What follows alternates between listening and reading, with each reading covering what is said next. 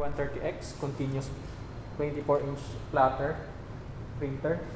Meron po siyang yung extra maintenance box. Tapos yung kanyang inks is 140 ml na po per color. Mag-install po tayo ngayon ng ano. So, technically wala po siyang stand. Pero dahil may stand kami, nilagyan na namin sa stand niya. And pwede na rin kayo ditong maglagay ng ink kahit na hindi pa siya napa-power on. Kasi wala naman siyang sensor sa ano eh. Wala naman siyang sensor dito sa takip niya. Ito. So, syempre, papakita namin sa inyo ulit yung pinaka-run through ng installation nito. Kaya puro na tayong ano eh. Puro na tayo malalaki yung nakaraan eh. So, maliit naman din tayo.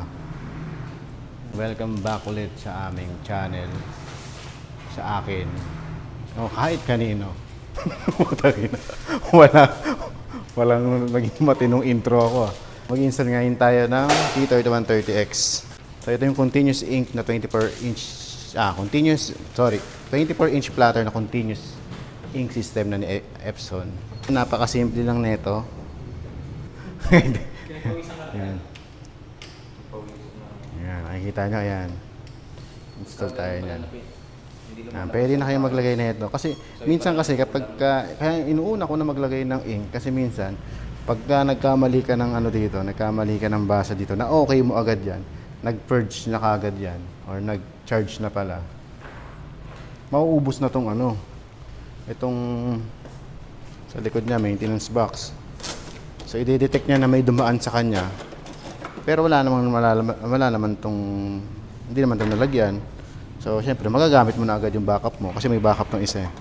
Ito is matipid na rin to sa ink kasi 140 ml na to. Matipid na siya sa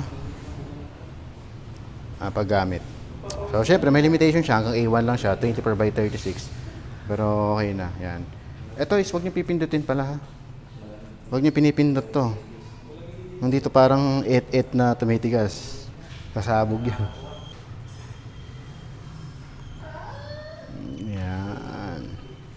So, hintayin lang natin siya. So, pwede na tayo dito siguro pwede na tayo mag-power on dito. So, mas maganda pala naka-alternate kayo dyan, ha. Alternate. Para at least dalawang bote ka agad. Ayan, mapapansin nyo dito. Hindi nyo mauubos yan, ha. Huwag nyo itatabi agad. Ayan, huwag itatabi yan. May matitira pa dyan. Pag nag-purge siya, ay, mahirap talaga pag low class yung camera, eh. Yan. Yan. Mamaya pagka nag-purge siya is balik niyo na lang. Yan, pag nasaksak niyo na, syempre pag nalagay niyo na yung ink, edi power on na natin 'to. Syempre naman, pipiliin niyo kung ano yung gusto niyo. Pero kung sinasabi ko nga sa inyo sa nakaraang video, kung marunong kayo Fong Hai Si, dito piliin niyo yan. Pero kung hindi, English tayo. Yan. Natin, pakikita nyo. Thank you for your purchase. Kung paano ko pinamigay lang sa yung printer? Inassume na nila yun kasi pulubi kayo eh. ay, di pala. sila pala. Yan, syempre, date. Pipiliin natin syempre date, month, yung nakasanayan. Bahala na kayo dyan. Format. Lumalabo yung cellphone ko. No? Anong oras na, Yuri? 28. Ayan. Masyado ka namang maaga. Siyempre, ayan ang damang oras. Dapat naka-advance ka lagi. Tapos hindi nagpiprint, no? So, ayan. Gusto mo lang makita yung tamang oras? Ayan. Iba pala eh. Ayan. Tapos, yan, makikita nyo dito. Pwede nyo i-proceed. Kaya sinasabi ko sa inyo na na ilagay nyo na. Kasi baka mamaya, okay nyo to. Hindi, wala. Sir, wala pong okay. Proceed lang.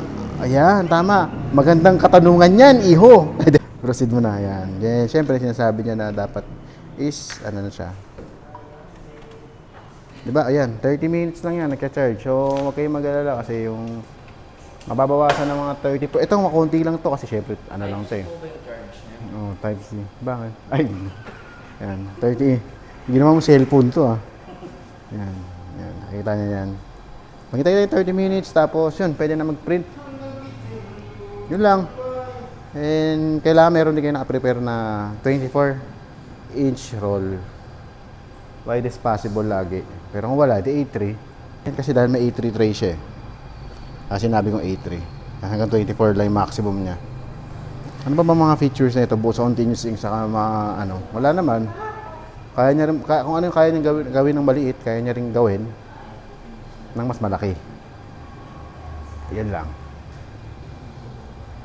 Kung gusto niyo bumili, kita niyo naman, naka-public ako, message niyo naman ako.